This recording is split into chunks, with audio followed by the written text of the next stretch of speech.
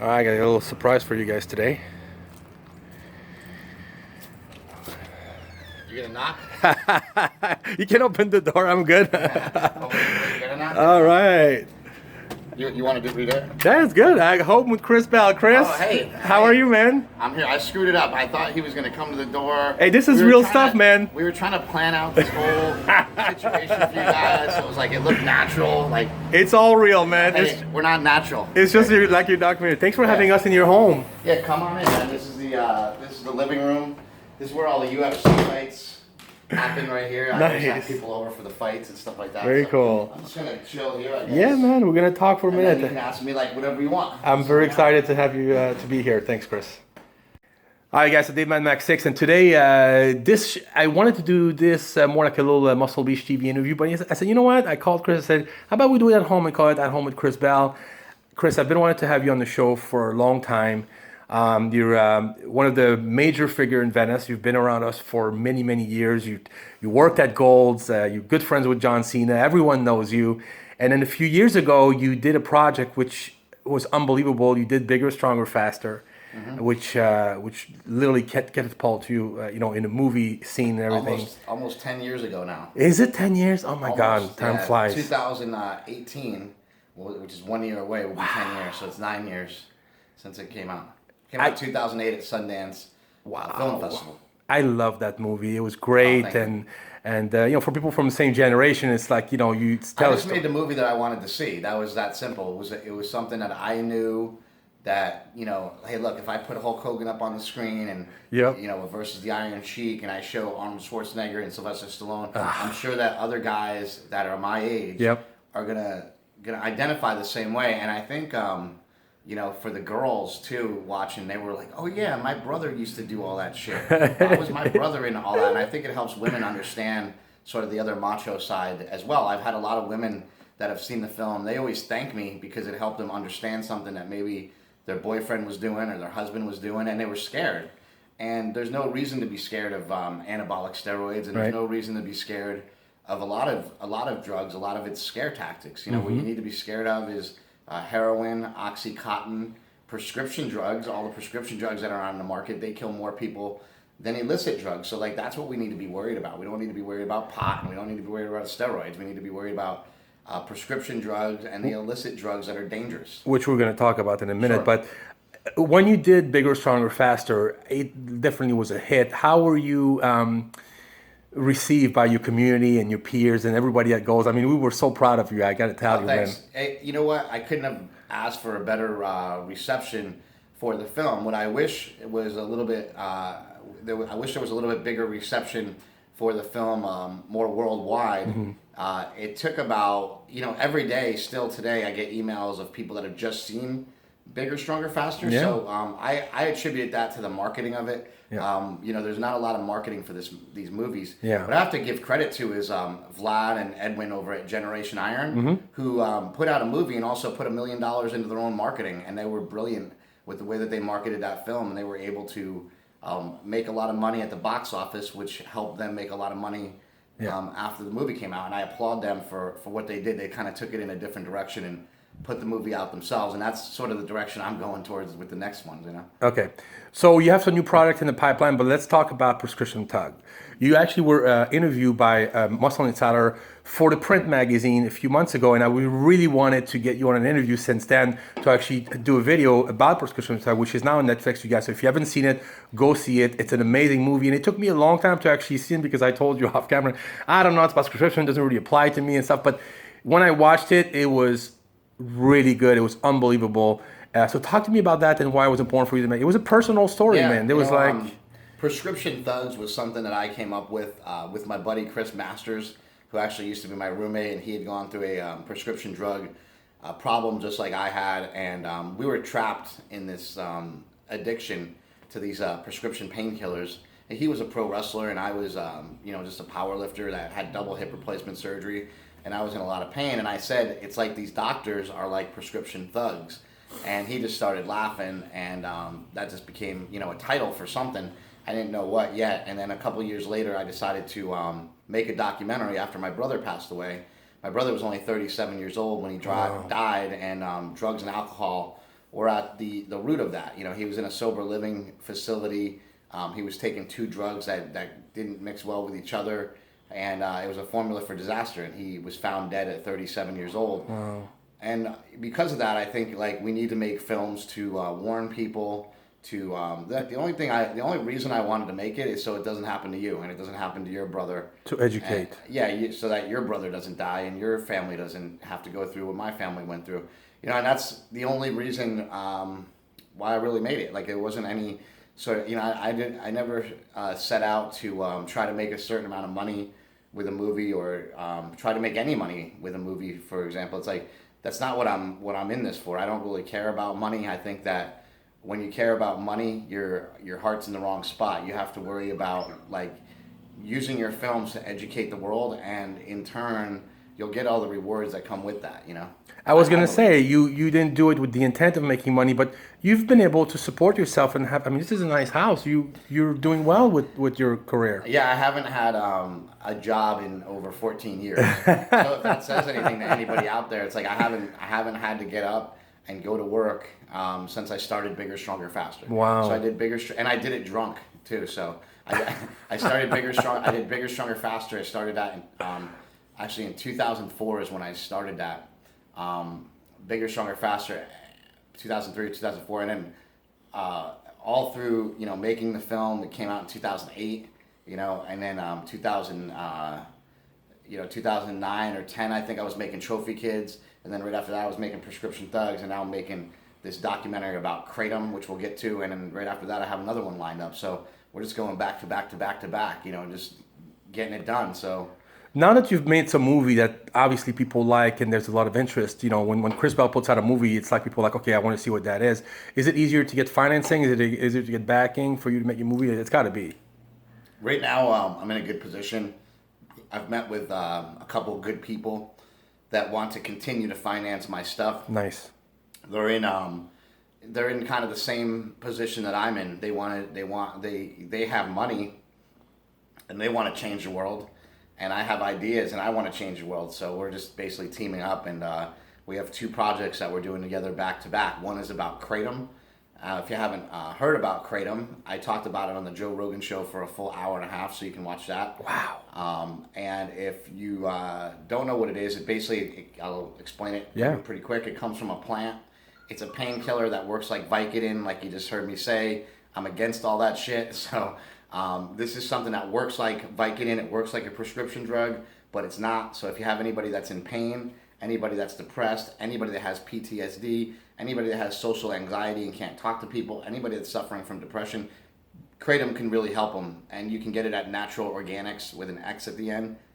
Naturalorganics.com is a place that's where I get all of mine from. But if somebody out there is depressed or not feeling good or just in a lot of pain, kratom is a great thing that can help a lot of people. And the reason I started making a movie about this is because it actually helped me a lot. I had double hip replacement surgery, and this stuff helped me just get out of pain, get out of bed, and get to the gym.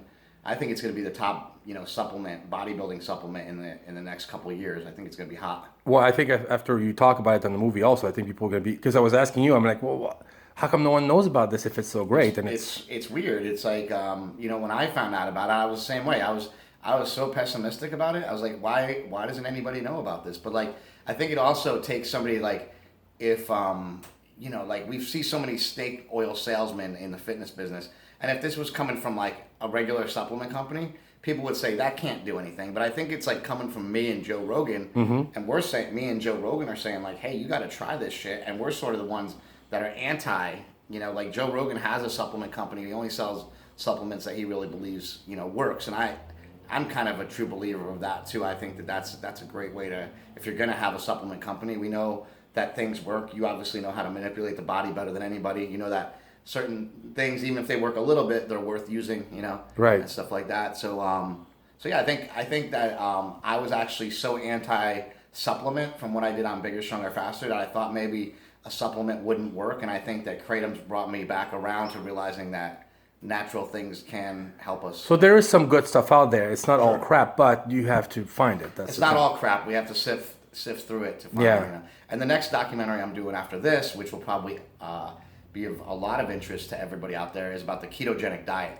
Oh boy. And the ketogenic diet's the number one Googled term, fitness term, in the world right now. And Wow. the reason I want to do something about the ketogenic diet is it's something that I've sort of studied and followed since I was a power lifter. I've always competed on a ketogenic diet because I was always like a weight class above where I should be. So I just stayed on keto, and I always seemed to stay strong, and I always seemed to get down to the weight class that I needed to. And then like a couple years after I was doing it, like there was all this controversy about it, and everybody's all hating on eating meat and hating on the keto diet. But now for some reason it's back around again. Yep. It's more popular than ever. But the reason why it's back around again is really interesting. They've been curing a lot of disease with it. They've been fixing a lot of disease. They've been mitigating some pretty major complicated diseases like brain cancer. Wow. And stuff like that with the ketogenic diet. So that's where my interest comes in, like how this diet that's sort of kind of archaic and been around since the days of Dan Duchaine and his body opus diet. When I actually followed that whole fucking thing, I went through that whole diet, and then you had to like at the end you had to do like a depletion. We had to like deplete your whole body of glycogen. So you had to do like this brutal full body workout after having like no carbs, and you're supposed to deplete all the carbs out of your body, and then you carved up.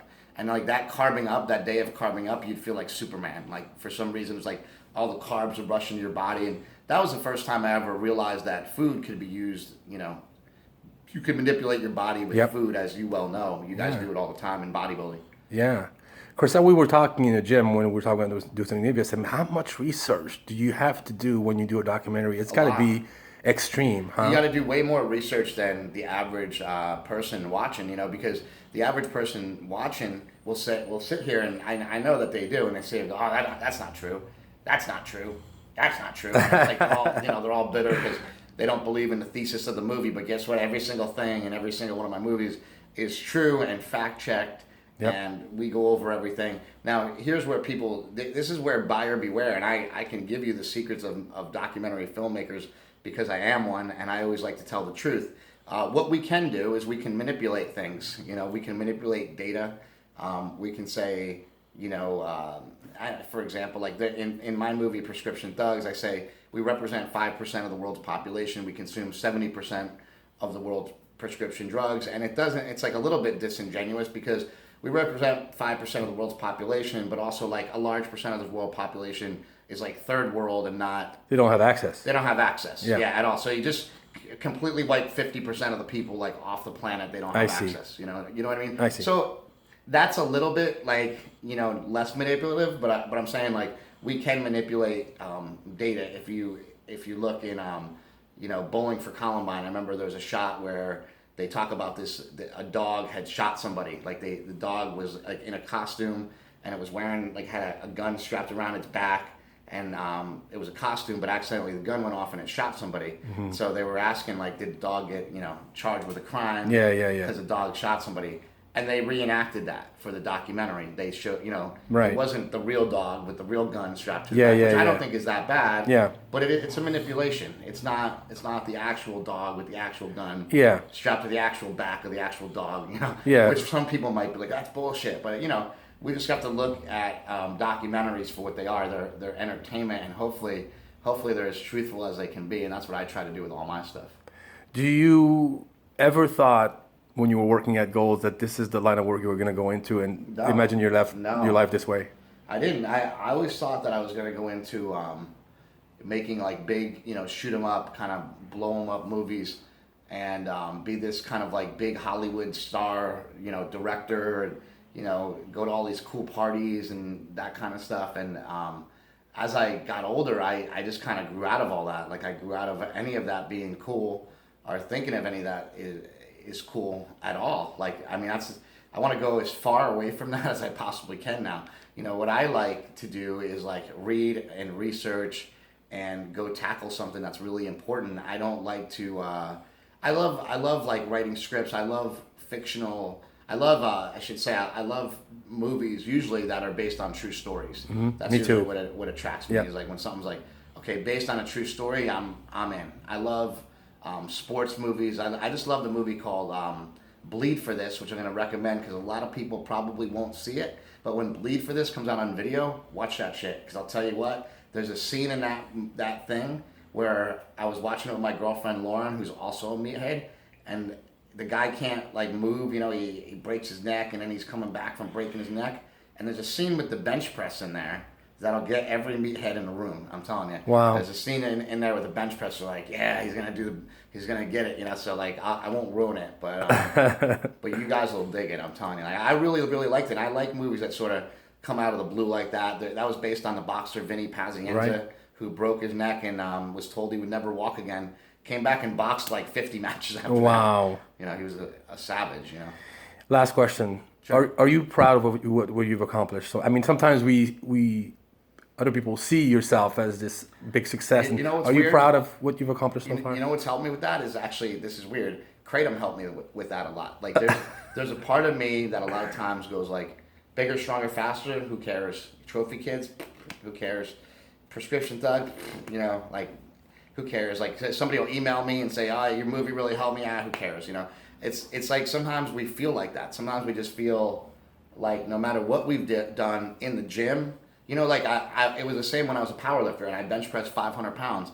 I'd come back and I'd still be unfulfilled. I'd still want 600 pounds. I'd always want more. Like, and that's the thing that I've learned with age is that like more is not always better. Mm-hmm. You know, like I always want more. I'm like, what do I want? What do I want more of? What if I was that big Hollywood director? You know what? I have shit to go to every single day, and I kind of like the way I live now. I like not having to go anywhere, not having to live by anybody's rules. I kind of like that stuff. And so, you know, it's like careful what you wish for sometimes. I think like my advice to people out there that would want to go into filmmaking or even into bodybuilding, because it's a lot of the same things. Like you have your own time to do what you need to do. And when you need to get done, a big thing is like, can you manage your own time? You know, are you going to be able to manage your own time? And for a lot of people, like the biggest answer is no.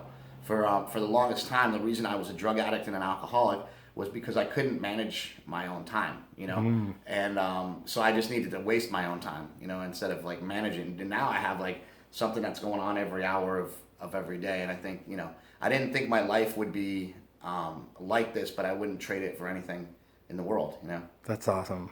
Thank you so much for having us in your home, man. Chris. It was awesome. Hopefully it made sense. It made a lot of sense. And now we're going to be looking for those 2 new movies, man. Would you have any general timeline? Do you think? Yeah, I think we're going to finish the Kratom documentary, which right now is called A Leaf of Faith. So it's because it's from a leaf, so get it? Oh, nice. A Leaf of Faith. Yep. We're looking at, you know, kratom being what's going to cure the opiate epidemic. I think that we have the cure for the opiate epidemic like in our hand. We just can't do anything with it yet. Yep. And then as far as the ketogenic diet one, give that one a while. Yeah. We're just starting it right now. We haven't even shot anything for it yet. Wow. So. Have you shot kratom though? Kratom, we shot it all, yeah, and it's done. It's in the can? Yeah, it's wow. in the can. It's just being edited right now. Awesome. Yep. Thanks so much, Chris. All right, man. Thank you.